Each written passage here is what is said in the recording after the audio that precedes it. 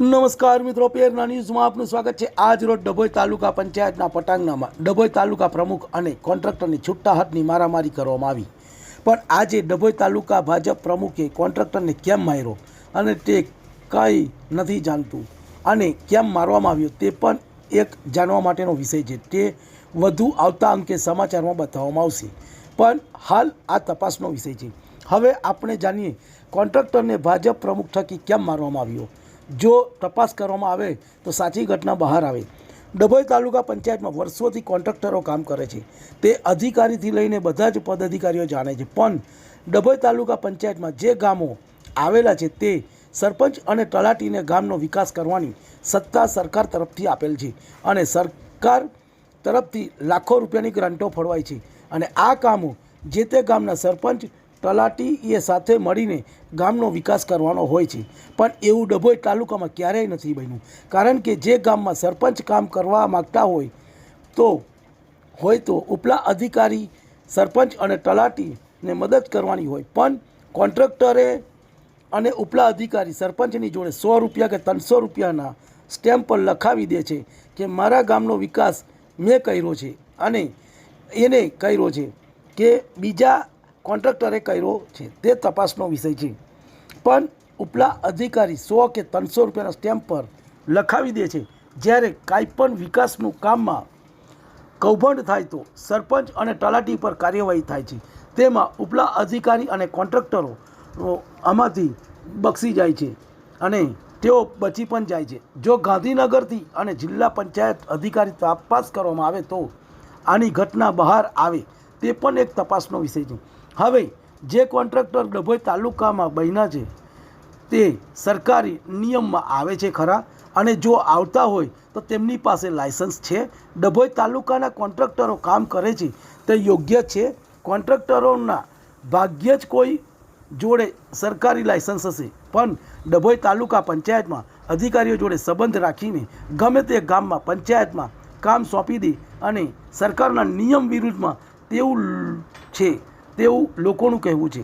હવે પ્રશ્ન એ ઊભો થાય છે કે જે કામ માટે કામો ફળવાય છે તે સરપંચ અને તલાટીએ કામો કરવાના હોય છે તેવું સ્પષ્ટ લખવામાં આવે છે, તો પછી ડભોઈ તાલુકા પંચાયતમાં કોન્ટ્રાક્ટરો આવ્યા ક્યાંથી?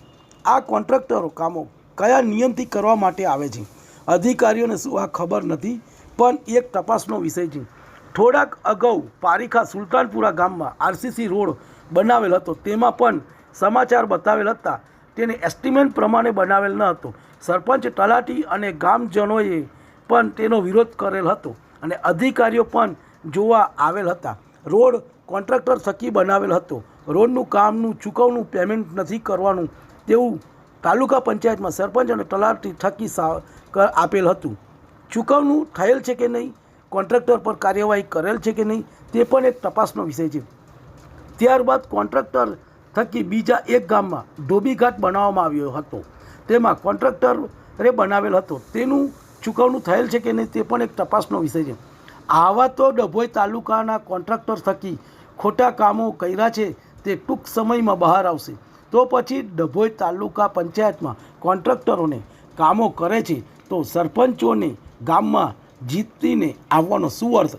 સરપંચો ગામમાં ચૂંટણી લડીને જીતીને આવે અને તેમના ગામમાં વિકાસના કામો કરવા નહીં દેવા અને સીધા કોન્ટ્રાક્ટરને આપી દેવા, એ કયા અધિકારીઓ કામ આપે છે તે પણ એક તપાસનો વિષય છે। જે તે ગામ જો સરપંચ પોતાના ગામમાં વિકાસનું કામ કરે તે પણ સરકારના નિયમ પ્રમાણે ગામના વિકાસ સરપંચ અને તલાટીએ કરવાનો હોય છે, અને જો સરપંચ કામ કર્યું હોય તો ઉપલા અધિકારીઓ ત્યાં જઈને કામ ચકાસે છે અને પછી કહે એસ્ટિમેટ પ્રમાણે કામ કર્યું નથી એટલે તમારા કામોના રૂપિયા કપાઈ જશે। કાં તો પોતાના ગામનો વિકાસ માટે કામ કર્યું હોય તો કેટલા ધક્કા ખાય છે ત્યારે પોતાના કામના રૂપિયા પાછા મળે છે। આ કોન્ટ્રાક્ટરો અને અધિકારીઓ દ્વારા સરપંચોને કામ કર્યા પછી પણ ધક્કા ખાઈને થાકી જાય છે, પછી ગામનો વિકાસનું કામ સરપંચ જાતે બંધ કરી દે અને પછી ગામમાં કોન્ટ્રાક્ટરોનું કામ ચાલુ કરી દે છે। કોન્ટ્રાક્ટરો ગમે તેવું કામ કરે પણ તેમનું કામ જગ્યા ઉપર કેવું છે તે તપાસ કરી છે કે નહીં તે પણ એક તપાસનો વિષય છે, પણ પૂરું પેમેન્ટ મળી જાય છે। આજે જે ઘટના ડભોઈ તાલુકામાં જે બની છે તેનું કારણ આ જ છે. ડભોઈ તાલુકામાં તપાસ તાલુકા પંચાયતમાં ભાજપ પ્રમુખ છે. ડભોઈ તાલુકાના છે. ગામમાં સરપંચોની રજૂઆતો હોય તો ભાજપ પ્રમુખને કહે. અને હાલ સરકારની ગ્રાન્ટોમાંથી વિકાસના કામો આવ્યા છે અને સરપંચ અને તલાટીએ જ કામ કરવાના હોય છે તેવું સરકારના નિયમમાં છે. તો પછી ડભોઈ તાલુકામાં કોન્ટ્રાક્ટરો આવ્યા ક્યાંથી તે એક પણ તપાસનો વિષય છે. ડભોઈ તાલુકામાં કેટલાક કોન્ટ્રાક્ટરો જેની પાસે લાયસન્સ નથી અને ગામના વિકાસ કરવા માટે કોઈ પણ સત્તા નથી, છતાં પણ આજે ગેરકાયદેસર રીતે સરકારની ગ્રાન્ટોનો દુરુપયોગ કરે છે અને ઉપયોગ કરવા માટે ગામમાં જઈને કામ કરે છે. તેનાથી ડભોઈ તાલુકાના ગામના સરપંચો કોન્ટ્રાક્ટર પર ગુસ્સે ભરાયા હોય તેવું લાગી રહ્યું છે, જેથી ડભોઈ તાલુકાના ભાજપ પ્રમુખે કોન્ટ્રાક્ટરની જોડે મારામારી કરી હોય તેવું લોકોનું કહેવું છે. કારણ કે ડભોઈ તાલુકામાં ભાજપના રાજમાં કરોડોની ગ્રાન્ટો ડભોઈ તાલુકામાં ફળવાય છે અને કાંઈ પણ ભ્રષ્ટાચાર થાય એટલે ભાજપના રાજમાં ભ્રષ્ટાચાર થયો.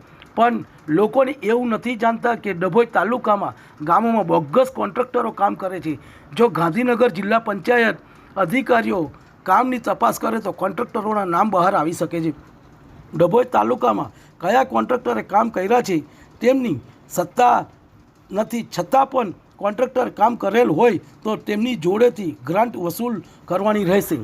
ડભોઈ કોઈપણ ગામમાં કોન્ટ્રાક્ટરો થકી સરપંચની ચૂંટણીમાં પહેલાં જ એડવાન્સ કામો કરી નાખેલ છે, જેથી સરપંચો ચૂંટાઈને આવ્યા ત્યારે ખબર પડી કે હજુ તો જે એડવાન્સ કામો કોન્ટ્રાક્ટરે કરેલ છે તેનો ઠરાવ તલાટી આપશે ખરા, અને એડવાન્સ કામો કર્યું છે તો ઉપલા અધિકારી કોન્ટ્રાક્ટર પર કઈ કાર્યવાહી કરશે તે પણ એક તપાસનો વિષય આવ્યો છે. એડવાન્સ કામો બહાર આવશે તેવું લોકોનું કહેવું છે. હવે ડભોઈ તાલુકામાં ગામમાં કોન્ટ્રાક્ટર થકી કામ કરશે તો સરપંચો હવે કોન્ટ્રાક્ટરોને કામ નહીં કરવા દે તેવું લોકો થકી જાણવા મળેલ છે. કેટલાક જિલ્લામાં કરોડોની ભ્રષ્ટાચાર થયેલ છે. કોને કર્યો તે તપાસનો વિષય છે, પણ ભાજપ સત્તા પક્ષમાં એટલે ભાજપે ભ્રષ્ટાચાર કર્યો તેવું લોકોનું કહેવું છે. પણ કોન્ટ્રાક્ટરોએ ભ્રષ્ટાચાર કર્યો છે અને ભાજપની છબી બગડે છે. એવું ડભોઈ તાલુકામાં ભાજપના નામ ન બગડે તે માટે ડભોઈ તાલુકાના પ્રમુખે ભાજપની છબી ના બગડે અને ડભોઈ તાલુકાના કામ કોન્ટ્રાક્ટરો કરે છે તેવું સ્પષ્ટપણે બહાર આવેલ છે, જેથી ભાજપ પ્રમુખે કોન્ટ્રાક્ટરની જોડે છૂટા હાથની મારામારી કરવી પડી. ભવિષ્યમાં બીજા જિલ્લામાં કરોડોનો ભ્રષ્ટાચાર બહાર આવ્યો અને એમાં ભાજપની છબી બગડી હતી. એ ડભોઈ તાલુકામાં ભાજપની છબી ના બગડે અને ડભોઈ તાલુકામાં જે કામો થાય છે તે બોગસ કોન્ટ્રાક્ટરો કરે છે અને ભ્રષ્ટાચાર બહાર આવે તો કોન્ટ્રાક્ટર જોડે વસૂલાત કરવાની રહેશે, જેથી ડભોઈ તાલુકાના આ જ કોન્ટ્રાક્ટરોએ થોડાક વર્ષો પહેલાં શૌચાલયના કોન્ટ્રાક્ટર કામ કરેલ હતા. તેમાં સરકારી અધિકારીઓ તલાટી અને સરપંચો ઉપર કાયદેસરની કાર્યવાહી કરી એફઆઈઆર કરી હતી, જે આજે પણ તલાટીઓનો કેસ કોર્ટમાં ચાલે છે અને બોગસ લેભાગુ કોન્ટ્રાક્ટરોના લીધે સરપંચો તલાટી પર કાર્યવાહી થશે તો તેની જવાબદારી કોની રહેશે? વધુ આવતા અંકે તમને અમારા સમાચાર પસંદ આવ્યા હોય તો like, share, bell icon, comment અને સબસ્ક્રાઈબ કરો.